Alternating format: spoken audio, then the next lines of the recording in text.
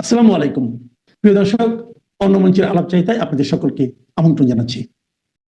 আসসালামু আলাইকুম রহমতুল্লাহি ওয়াবারাকাতুহু।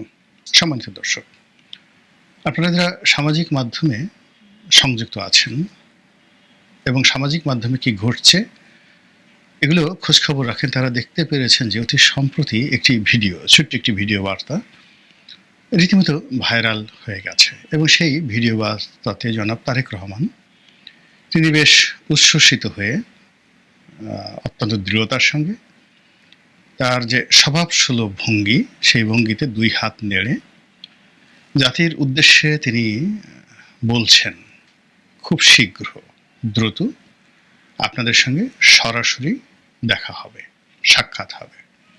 খুব অল্প সময়ের একটা ছোট ভিডিও। এটি বিএনপির যে ভেরিফাইড ফেসবুক পেজ রয়েছে সেখান থেকে প্রচার করা হচ্ছে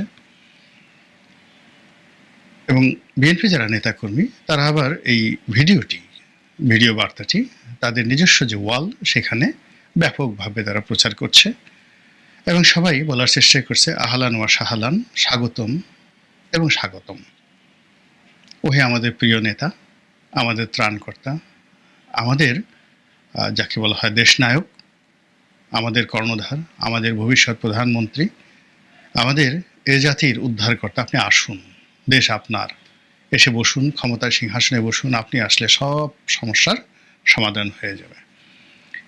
এবং তার এই ভিডিও বার্তা নিয়ে বিএনপির সকল স্তরের যারা নেতাকর্মী তারা আবেগে থরথর করে কাঁপছেন, উচ্ছ্বাসে তারা হাসছেন, আনন্দে তারা উদ্বেলিত হচ্ছেন এবং তাদের মধ্যে যে এখন পুঞ্জীভূত বেদনা, ক্ষোভ, কষ্ট, আতঙ্ক, হতাশা যা কিছু রয়েছে, তারা নেতার আগমনের সুসংবাদে তারা রীতিমতো যাকে বলা হয় তাদের সকল দুঃখ, বেদনা, কষ্ট, অপূর্ণতা, অসম্পূর্ণতা সবকিছু ভুলে গিয়ে নেতার আগমনের অপেক্ষায় অধীর আগ্রহে তারা দিন যাপন করছেন। দল হিসেবে বিএনপি ভাবছে বা চেষ্টা করছে বা করবে তারেক রহমান সাহেবের যে আগমন, সে আগমনটিকে ঐতিহাসিক একটি মুহূর্ত হিসাবে তারা এটিকে যাকে বলে একটা মাইলস্টোন রূপে বাংলাদেশে প্রতিষ্ঠিত করতে চাচ্ছে। ইতিপূর্বে বাংলাদেশে দুটো গুরুত্বপূর্ণ প্রত্যাবর্তন হয়েছে। একটি হলো বঙ্গবন্ধু শেখ মুজিবুর রহমান, তিনি এসেছিলেন 1972 সনের 10ই জানুয়ারি পাকিস্তানের কারাগার থেকে মুক্ত হয়ে লন্ডনে গিয়েছিলেন এবং লন্ডন থেকে দিল্লি হয়ে ঢাকাতে এসেছিলেন এবং সেদিন ঢাকা রাস্তায় মানুষের ঢল নেমেছিল। দ্বিতীয় যে একটা অভিষেক, আগমন এবং প্রত্যাবর্তন ঘটেছিল শেখ হাসিনার 1981 সালে, তিনি ভারত থেকে বাংলাদেশে প্রত্যাবর্তন করেছিলেন মে মাসে। পুরো এয়ারপোর্ট থেকে শুরু করে বাংলাদেশে এত বড় জমায়েত, এমনকি বঙ্গবন্ধুর 10ই জানুয়ারির তারিখে যেভাবে লোক এসেছিল তাদের চাইতেও বেশি লোক হয়েছিল সেই যখন শেখ হাসিনা বাংলাদেশে এসেছিলেন। তো এ দুটো হলো একটি রাজনৈতিক দলের সর্বোচ্চ পর্যায়ের নেতাকে বরণ করে নেয়ার স্বতঃস্ফূর্ত সমাবেশের দুটো ঐতিহাসিক মুহূর্ত। এর বাইরে বিএনপি যখন ক্ষমতায় ছিল ঠিক সেই সময়টিতে সজীব ওয়াজেদ জয় বাংলাদেশে এসেছিলেন। তো সেখানে অনেক লোক হয়েছিল তাকে বরণ করে নেওয়ার জন্য।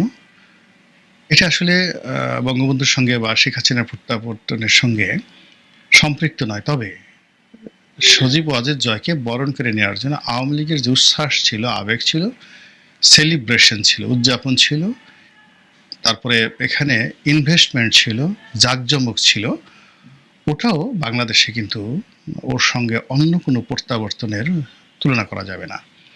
লোক হয়তো বঙ্গবন্ধুর ক্ষেত্রে বেশি হয়েছিল, লোক হয়তো শেখ হাসিনার ক্ষেত্রে বেশি হয়েছিল, কিন্তু যেটাকে বলা হয় একটা সাজানো, গোছানো, পরিকল্পিত এবং একটা সমাবেশ ঘটানোর জন্য বিপুল ব্যয়, আওয়ামী লীগের সকল স্তরের নেতাকর্মীরা তারা নিজেদের পকেটে হাত দিয়ে সাধ্য মতো সর্বোচ্চ ব্যয় করে ঢাকা বিমানবন্দর থেকে শুরু করে সুধা সদন পর্যন্ত যেভাবে লোকে লোকারণ্য করে ফেলেছিল, এটি বাংলাদেশে বিরল ঘটনা। এবং সজীব ওয়াজেদ জয় আসার ওই সময়টিতে জনাব তারেক রহমান সাহেব তাকে স্বাগত জানানোর জন্য তার আপনজনদের মধ্যে কয়েকজন নেতাকে পাঠিয়েছিলেন। তার মধ্যে জহিরুদ্দিন স্বপন ছিলেন, শুভেচ্ছা সহ একটি পত্র, ফুলের তোড়া ইত্যাদি সহকারে। কিন্তু জাতির দুর্ভাগ্য যে জনাব তারেক রহমান সাহেবের হাওয়া ভবনের পক্ষ থেকে যে শুভেচ্ছা দূত এবং শুভেচ্ছা বার্তা এবং শুভেচ্ছা যে ফুলের তোড়া, শুভেচ্ছার ফুলের তোড়া, এটি সুধা সদনে গিয়েছিল। তো সেটার যথাযথ সম্মান এবং মর্যাদা সুধা সদনের পক্ষ থেকে, জয় সাহেবের পক্ষ থেকে রাখা হয়নি। তারেক রহমান সাহেবের যারা প্রেরিত যারা লোকজন রয়েছে তাদের সঙ্গে দেখা করা হয়নি। তো এটা আমরা যারা সাধারণ জনগণ ছিলাম, আমাদের কাছে এই জিনিসগুলো ভালো লাগেনি। এনিওয়ে, তো এই যে এখন তারেক রহমান সাহেব যেটা যখন আসছেন এই সময়টিতে, বিএনপি যারা নেতাকর্মী তারা এই 3টি সমাবেশের কথা মাথায় রাখছেন: বঙ্গবন্ধু স্বদেশ প্রত্যাবর্তন, শেখ হাসিনার স্বদেশ প্রত্যাবর্তন এবং যাকে বলা হয় সজীব ওয়াজেদ জয়ের বাংলাদেশ প্রত্যাবর্তন। এই 3টির সমন্বয় ঘটিয়ে লোকে লোকারণ্য করা, তারপর এখানে উদযাপন করা, আনন্দ করা, ফুর্তি করা এবং পুরো সমাবেশ স্থলকে নিরাপদ করার জন্য বিএনপির মধ্যে নিঃসন্দেহে একটা মহাযজ্ঞ শুরু হয়ে গেছে। এর বাইরে তারেক রহমান সাহেব এসে কোথায় থাকবেন? কেউ বলছেন তিনি শ্বশুরবাড়িতে থাকবেন, কেউ বলার চেষ্টা করছেন তিনি একটা ভাড়া বাড়িতে উঠবেন। তার নিজস্ব বাড়ি নেই, তার মাও ভাড়া বাড়িতে থাকেন, বা মেজর যাকে বলে কামরুল সাহেবের যে বাড়িটি এখন যিনি ফিরোজাতে আছেন ওখানে তিনি থাকেন। এখন কামরুল সাহেব এটার ভাড়া নেন কি নেন না, কত ভাড়া ইত্যাদি ইত্যাদি, এগুলো আমরা কখনো প্রশ্ন করিনি, হয়তো করবো না। আবার তারেক রহমান সাহেব সম্পর্কেও সবাই বলার চেষ্টা করছেন যে তিনি কত মহান, তিনি জিয়াউর রহমান সাহেবের সুযোগ্য পুত্র। এই ঢাকা শহরে যতই বদনাম বলা হোক না কেন, তিনি তো নিজের একটা বাড়িতে, নিজের একটা অ্যাপার্টমেন্টে তিনি থাকতে পারছেন না, তাকে শ্বশুর বাড়িতে থাকতে হচ্ছে অথবা ভাড়া বাড়িতে থাকতে হচ্ছে। তো সেই দিক থেকে আবার জামাতের যারা লোকজন রয়েছেন তারা টিপ্পনী কাটছেন যে এগুলো রীতিমতো একটা ফাজলামো। এই কারণে এরশাদ সাহেব যে 2টো বাড়ি দিয়েছিলেন একটা থাকার জন্য, সেটা ক্যান্টনমেন্টের মধ্যে শেখ হাসিনা ভেঙে ফেলেছে। আরেকটি যেটা রয়েছে গুলশানে, আরেকটি বাড়ি যেটা ভাড়া দেওয়া হচ্ছে, সেটাও গুলশানে একটা বড় বাড়ি, যেটার ভাড়া থেকে তিনি তার সংসার চালাবেন বলে এরশাদ সাহেব তাকে সেটা দান করেছিলেন। তো সেই বাড়িটা তো এখনো আছে। তো সেই বাড়িটা তো তারেক রহমান সাহেব থাকতে পারেন। কোকো সাহেব মারা যাওয়ার পরে এখন তো সেই বাড়ির প্রধানতম উত্তরাধিকারী তিনি কেন ভাড়া বাড়িতে থাকবেন? তো এই জিনিসগুলো নিয়ে আলোচনা হচ্ছে। পক্ষের লোক যারা আছে তারা নানাভাবে তাকে বড় করার চেষ্টা করছে, আর বিপক্ষের যারা লোকজন আছে নানাভাবে তাকে ছোট করার চেষ্টা করছে। এর মধ্যে প্রশ্ন হলো তিনি কবে আসবেন? তিনি কি আসলে আসবেন? তার আশাটা কি ঠিক হবে? তার নিরাপত্তার অবস্থা কি, দেশের অবস্থা কি, ইত্যাদি নানা বিষয় নিয়ে পক্ষে বিপক্ষে আলাপ আলোচনা হচ্ছে। আপনারা যদি আমার মতামত জিজ্ঞাসা করেন তাহলে আমার কাছে মনে হবে জনাব তারেক রহমানের জন্য সবচেয়ে মোক্ষম সময়টি ছিল 2024 সালের আগস্ট মাসের 5 তারিখ থেকে 8 তারিখ সময় পর্যন্ত। এই সময়টি তার জন্য জোয়ার ছিল, এই সময়টি তার জন্য মহেন্দ্র খান ছিল। এই সময়টিতে তিনি যা বলতেন তাই আইন হতো, যা সিদ্ধান্ত দিতেন ওটাই জাতীয় সিদ্ধান্ত হতো, তিনি যা বলতেন ওটা আইনে রূপান্তরিত হতো। কিন্তু আগস্ট মাসের 8 তারিখের পর থেকে পুরো পরিস্থিতি ধীরে ধীরে ধীরে ধীরে তার নিয়ন্ত্রণের বাইরে গিয়ে এখন তিনি এমন একটা স্পর্শকাতর অবস্থায় আছেন, না ঘরকা না ঘটকা।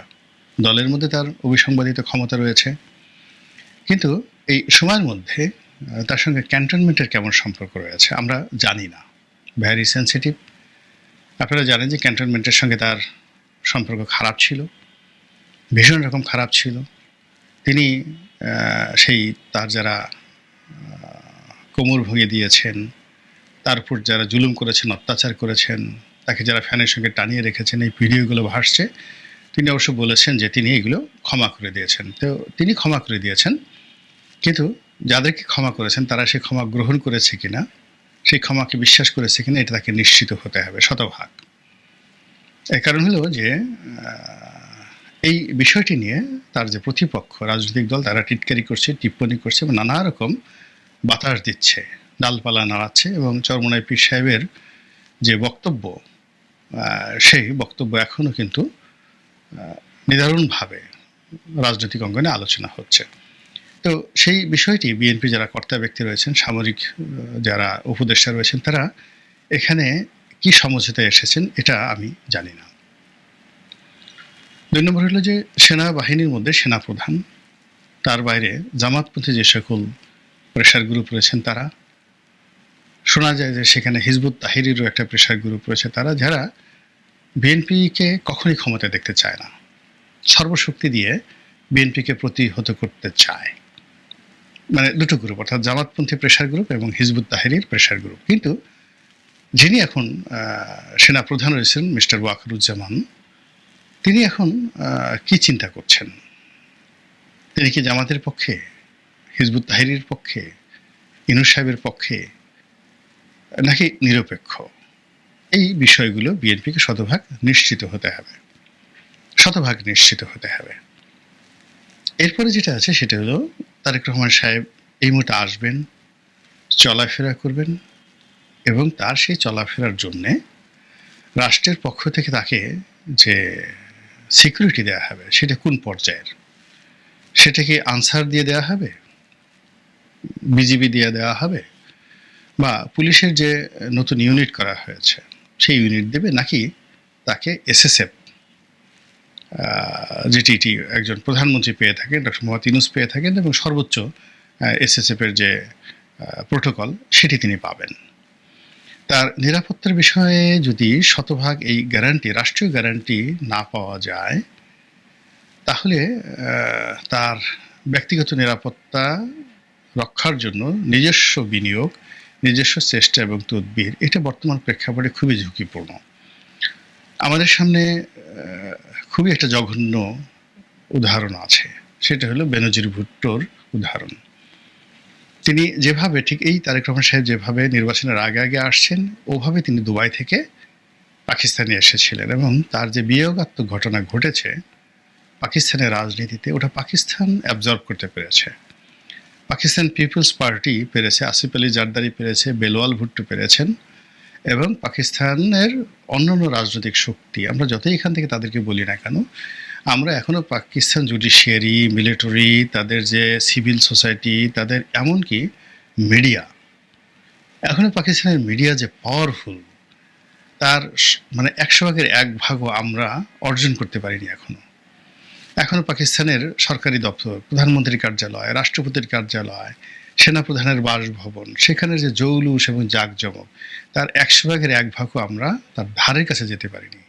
সেখানকার চিফ জাস্টিস, তার যে ক্ষমতা, প্রাদেশিক ক্ষমতা, ফলে ওখানে রাষ্ট্র, মিলিটারি, সিভিল অ্যাডমিনিস্ট্রেশন, রাজনীতিবিদ, সিভিল সোসাইটি, তারপর আমলা, এরপরে কমিউনিটি লিডার, যারা বিভিন্ন প্রদেশের যে সকল ধর্মীয় গোষ্ঠী রয়েছেন, সম্প্রদায় রয়েছেন, তাদের নেতা, এরা এতটা শক্তিশালী যে ধরুন একটা এলাকাতে, মানে ধরুন পাঠান বংশের একজন মুরব্বী, তো পাঠান বংশের একজন মুরব্বী, তিনি এতটা শক্তিশালী যে ওখানকার যে জিওসি মেজর জেনারেল রয়েছেন, তিনি কখনো তার সঙ্গে কন্ট্রাডিক্ট অ্যান্ড কনফ্লিকশনে যান না, কখনো যান না। ঐতিহাসিকভাবে রক্তগঙ্গা বয়ে যাবে।